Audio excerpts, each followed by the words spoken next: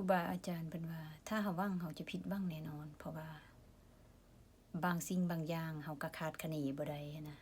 มันก็เลยว่าต้องผิดหวังเพราะว่าสมมุติว่ามื้อนี้เฮาออกไปข้างนอกเฮาหวังว่าเฮาสิได้เงิน100 เหรียญแม่นบ่สรุปแล้วว่ามีเหตุปัจจัยเกิดขึ้นรถตายอันนี้มันเกิดขึ้นกับข้าพเจ้านี่แหละรถตาย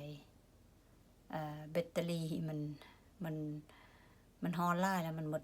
มดก่อนอายุเนาะก็เลยว่ามื้อนี้หวังว่าสิได้เงิน100 เหรียญเนาะออกไปซ้ำบ่แล้วได้เสียเงินเพิ่มอีก170 เหรียญเพราะว่าแบตเตอรี่ราคาประมาณ170 เหรียญเนาะก็เลยว่าสิได้เงินนั่นน่ะ100 เหรียญซ้ำบ่แล้วตืมเข้าไปอีก70 เหรียญ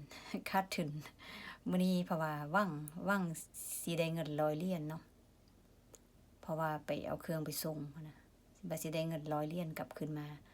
ยัดใส่ในกระเป๋าให้มันอุ่นท่งนะสรุปแล้วว่าผิดหวังมื้อนี้นะเฮาหวังแล้วเฮาจะผิดหวังนะแล้วเฮาทุกข์บ่เฮาก็ต้องทำใจเพราะว่ามันเหตุปัจจัยมันเฮาคาดคะเนบ่ได้แล้วก็เฮาเฮ็ดเองบ่ได้บ่แม่นเฮาเฮ็ดมันเกิดไปตามเหตุปัจจัยของมันเนาะนะสรุปแล้วว่ามื้อนี้ผิดหวังถ้าหวังหลายก็ผิดหวังหลายนะอันนี้ก็หวังว่าสิได้เงินมาใส่ในกระเป๋าอุ่นๆนะก็สรุปแล้วว่ามื้อนี้ผิดหวังนะแต่เฮ็ดหยังบ่ได้ก็ต้องทำใจเพราะว่ารถเฮาก็ต้องได้ใช้มันเนาะคันเฮา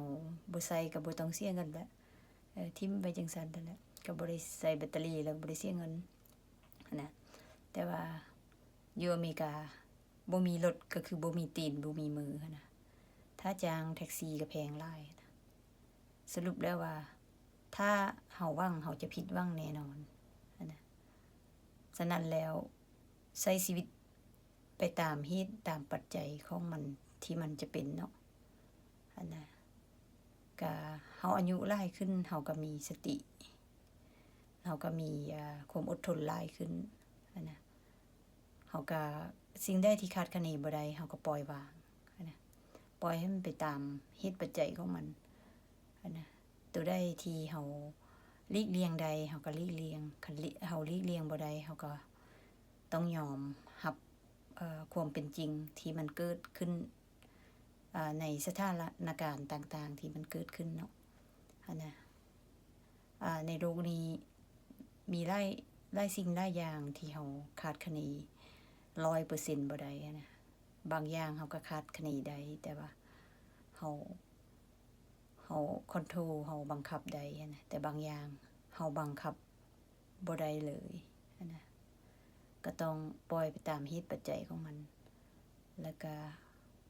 พยายามบ่ต้องเฮ็ดให้ตัวเองทุกข์ใจหลายนะถ้าเฮาฝืนเฮาบ่ยอมว่ามันเป็นหยังคือเป็นจังซั่นเป็นจังซั่นนะมันก็จะเป็นทุกข์เนาะนะ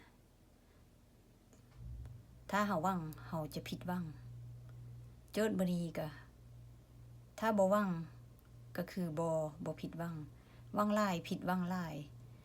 หวังน้อยผิดหวังน้อยเนาะหวังสิได้เงิน100 เหรียญไว้ในกระเป๋าอุ่นๆสรุปแล้วว่าเสียเข้าไปอีกตืม70 เหรียญรวมทั้งหมด170 เหรียญเนาะมื้อนี้เนาะทำใจเพราะว่าในสังคมในเมืองระบบของเขาจะบ่เฮ็ดให้เฮารวยอยู่แล้วเพราะว่าถ้าเฮารวยเฮาจะเซาเหตุการณ์เด้เฮ็ดให้เฮาบ่รวยแหละเฮ็ดให้เฮาต้องมีกิจกรรมเฮ็ดไปตลอดเกือบตลอดชีวิตเลยเนาะนะก็ต้องถ้าเฮาอยู่ในเมืองก็ต้องยอมรับความเป็นจริงของมันเป็นตามสภาพของมันเป็นนะก็พยายามบ่เฮ็ดให้ตัวเองเป็นทุกข์หลายนะอยู่ในเมืองก็อยู่ให้ฮู้เท่าทันเข้านะต้องเรียนฮู้แล้วก็บ่ฮู้ก็ต้องถามหลายคนนะ เฮ็ดแนวใดสิประหยัดรายจ่ายได้หั้นนะให้อยู่ได้อย่างสงบบ่ให้เดือดร้อนหลายหั้นนะมันก็เป็นสิแหละระบบในเมืองอะมันจะมีระบบหมุนเวียนเงินได้มาออกไปได้มาออกไปหั้นนะถ้าไผบ่มีภาระหลายก็อาจจะเก็บได้บางคนก็บ่มีภาระก็เก็บบ่ได้เพราะว่าออกหลายก่อนเข้านะถ้าสะดุ้งตื่นมื้อใดก็ต้องหาวิธีทางประหยัดสิ่งใดตัดออกใดตัดออกไปสิ่งใดที่บ่จำเป็นตัดออกนะการใช้จ่ายที่สุรุ่ยสุร่ายเนาะฟุ่มเฟือยนะก็ตัดออกข้าพเจ้าก็จะพยายามนะก็มื้อวานก็ได้ไปอัดหัวประมาณเท่าใด60กว่าเหรียญนี่แหละไปเอาตัดประกันภัยรถออกเพราะว่ามันมี2คันนะเฮาก็ตัดออกเฮาก็ประหยัดได้ประมาณ67เหรียญนี่แหละต่อเดือนนะตัดออกหลายอย่างแล้ว Costco Card ก็ตัดออกมันบ่จำเป็นเพราะว่าโดนๆไปเทื่อนึงเลยเนาะสรุปแล้วว่าตกเดือนนึง5เหรียญเลยนะก็ตัดออกนะตัดออกหลายอย่างอยู่นะสิ่งที่บ่จำเป็นนะจะพยายามยังจะมีอีกอันนึงเดือนนึง40เหรียญเขายังบ่ให้ตัดเทื่อเพราะว่ายังบ่ฮอดครบอายุนะถ้าครบอายุจะแม่นปีหน้านะปีหน้าอีกตื่มท้ายปีล่วงหน้า2เดือนค่อยไปตัดออกนะจะประหยัดได้อีก40เหรียญนะถ้าเฮามีเงิน60เหรียญรายได้เพิ่มนะแสดงว่าเฮามีเงินฝากธนาคารเดือนนึง10,000เหรียญฝากธนาคาร10,000เหรียญเพราะว่าเฮาเอาไปฝากระยะยาวเขาให้แต่ 6% เด้นะบางแห่งเขาเจ้าให้8ได้ถ้ามี10,000เหรียญฝากระยะยาวได้เดือนนึง80เหรียญได้นะสรุปแล้วว่าเฮาบ่จำเป็นต้องมีเงิน10,000เหรียญหรือ20,000เหรียญไปฝากธนาคารแต่ละเดือนเฮาสามารถเก็บเงินได้120เหรียญหรือ160เหรียญนะแสดงว่าเฮามีเงินฝากระยะยาวกินนั่นน่ะประมาณ20,000เหรียญแล้วเด้ถ้าเฮาประหยัดได้นะคันเดือนนึงแต่ของข้าพเจ้าได้เงินฝากระยะยาวก็บ่หลายเล็กๆน้อยๆได้แต่ 6% นะ10,000เหรียญเขาให้แต่$60ต่อเดือนเนาะแต่ก็สร้างมาแล้วได้ตัดสินใจไปแล้วแต่ว่าอีกบอนนึงอันเขาให้ถ้ามี10,000เหรียญนะฝากระยะยาวนี่เขาให้เดือนละ80เหรียญนะและโจทย์มื้อนี้ก็ถ้าเฮาหวังเฮาจะผิดหวังนะก็ใช้ชีวิตให้มีสติให้รู้เท่าทันสิ่งแวดล้อมนะสังคมแล้วก็การใช้จ่ายเงินทองถ้าเฮาเท่ามาแล้วเฮาก็บ่เดือดร้อนนะต้องเฮาอายุส่ำนี้ก็ยักซาไปแล้วได้นี่ข้าพเจ้าเนี่ยแต่ว่าก็บ่เป็นหยัง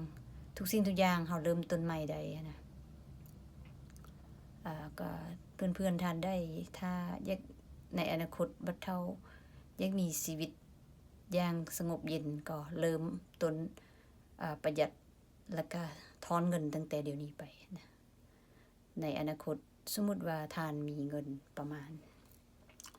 100,000เหรียญเนาะฝากธนาคารระยะยาวท่านก็จะมีเงินเดือนนึง 8,000 เหรียญบ่แม่นโทษประมาณ800เหรียญถ้ามี100,000เหรียญไปฝากระยะยาวกินเดือนนึงได้800เหรียญก็อยู่ได้แล้วนะถ้าอยู่เมืองลาวหรืออยู่ไทยอยู่หยังนะค่าเช่าก็ถึกนะถ้าอยู่อเมริกาอาจจะบ่พอนะแน่นอนอยู่แล้วถ้าอายุเกษียณมาก็บ่พอคือกันส่วนหลายเขาเจ้าไปอยู่อีกประเทศนอกที่ประเทศที่ค่าของชีพถึกเนาะนะมาฮอดนี้ก็ขอจบคลิปลงเท่านี้เจอกันใหม่ในคลิปหน้าเด้อสบายดี